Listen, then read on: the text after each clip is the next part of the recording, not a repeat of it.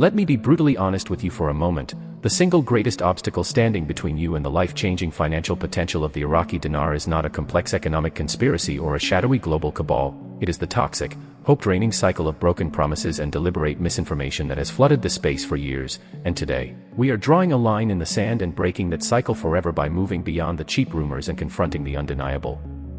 institutional facts that are creating a pressure cooker of economic inevitability, a convergence of geopolitical forces so powerful that it makes the long-awaited revaluation not a matter of if, but a concrete matter of when, and the evidence points overwhelmingly to this window, right now in 2025, as the final act in a two-decade-long strategic play. Forget every speculative date you've ever heard. We are not here to trade in fairy tales. We are here to analyze the bedrock of global finance, and that analysis begins with a seismic shift that most gurus are completely overlooking: the quiet, yet monumental, death of the US dollar's monopoly in Iraq, a directive that did not emerge from a fringe group but from the very core of the Iraqi government, backed by the stern warnings of the International Monetary Fund itself. This isn't just news. This is the foundational quake that makes everything else possible, because for years, the single greatest anchor holding down the dinar's value was the enforced dependency on the US dollar, a system that created a dual economy, fostered rampant corruption, and bled the nation's monetary sovereignty dry. But as of the Central Bank of Iraq's latest and most aggressive directives, we are witnessing a full-scale forced divorce from the greenback, with commercial banks now mandated to conduct all internal transactions, from payroll to local loans, exclusively in dinar, a move that artificially creates massive, unprecedented internal demand for the currency, effectively propping up its value from the inside out while systematically severing the lifeline to the dollar. This is Economic Strategy 101, and it's happening in real time.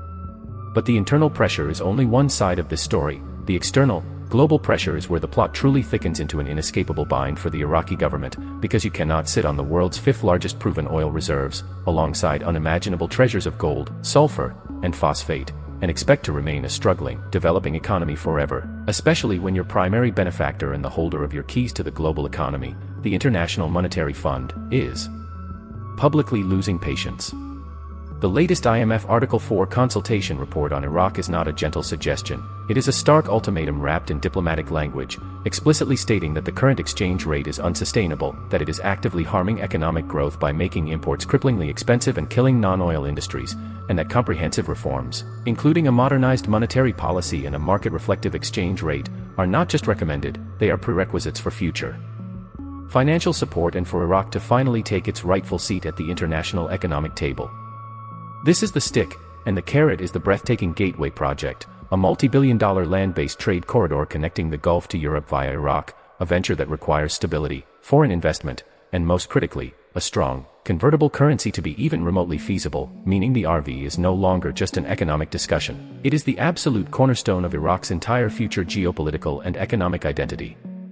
They have run out of road, they have run out of excuses, and they have run out of time, because the global market will not wait for a country that refuses to capitalize on its own potential, and the Iraqi people, weary from decades of conflict, are demanding the prosperity that their nation's vast wealth promises, creating a social and political imperative that is just as powerful as the economic one.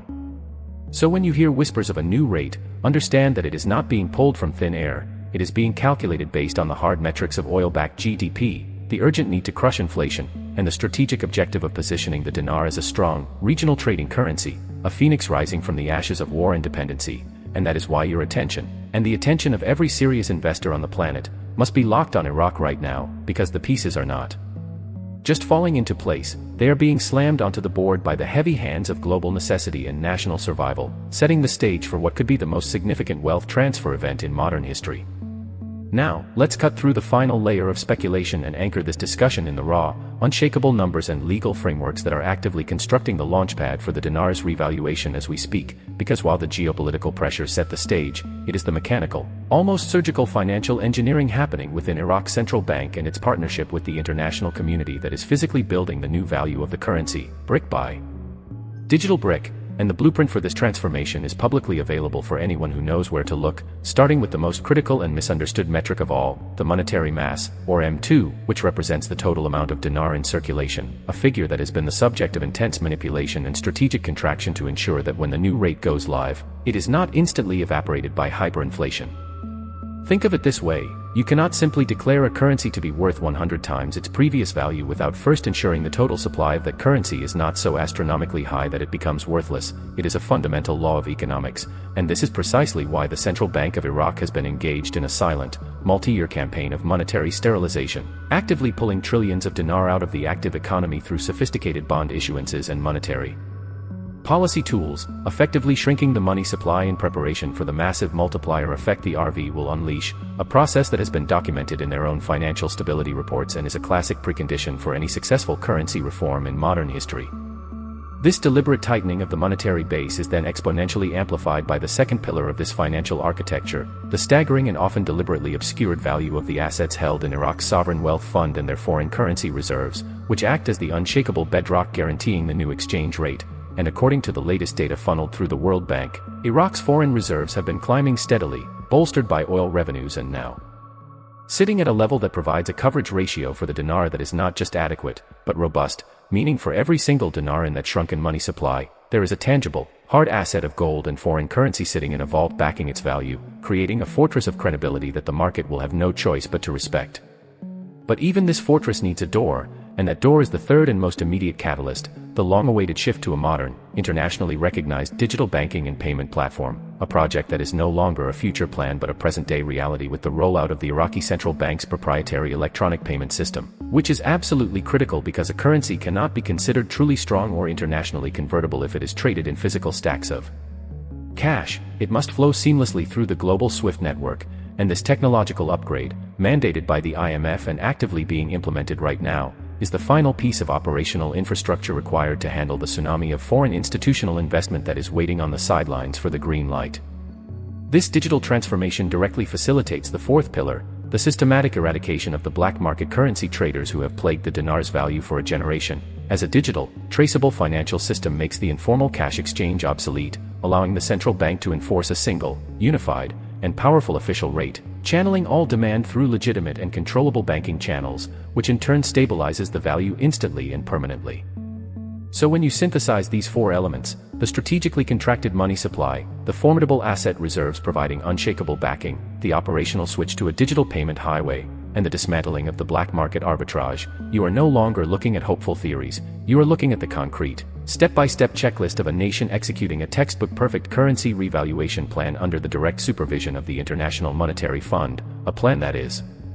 now in its final, operational phases, meaning the foundational work is complete and the trigger mechanisms are being put into place, which is why your focus must now shift from if it will happen to precisely how it will unfold and what you need to do strategically in these final moments to ensure your position is not just protected, but optimized for the financial renaissance that is coming. The time for passive observation is over, the time for strategic preparation is now, because the mechanisms of change are already in motion, and they wait for no one. So here we stand, at the precipice of a financial event that will be studied in economic textbooks for generations to come, with all the geopolitical pressure, all the mechanical financial engineering, and all the global necessity converging into this single, decisive moment in 2025, but understanding that why and the how is ultimately meaningless if you don't have a crystal clear, actionable strategy for the what now, because the final and most critical phase of this entire operation is not happening in Baghdad or Washington, it is happening right here, in your mind, and it demands a complete psychological shift from being a passive spectator to becoming a strategic architect of your own financial destiny, which begins with silencing the two greatest enemies of opportunity, fear and impatience. The coming days and weeks will be a vortex of information, a whirlwind of conflicting reports, deliberate disinformation, and heightened emotions, and your greatest shield against this chaos is not just the knowledge we've built together, but the unwavering discipline to trust the institutional facts over the frantic noise of social media, to recognize that the foundational pillars we've discussed are not swayed by daily rumors or negative commentary from voices with no access to the actual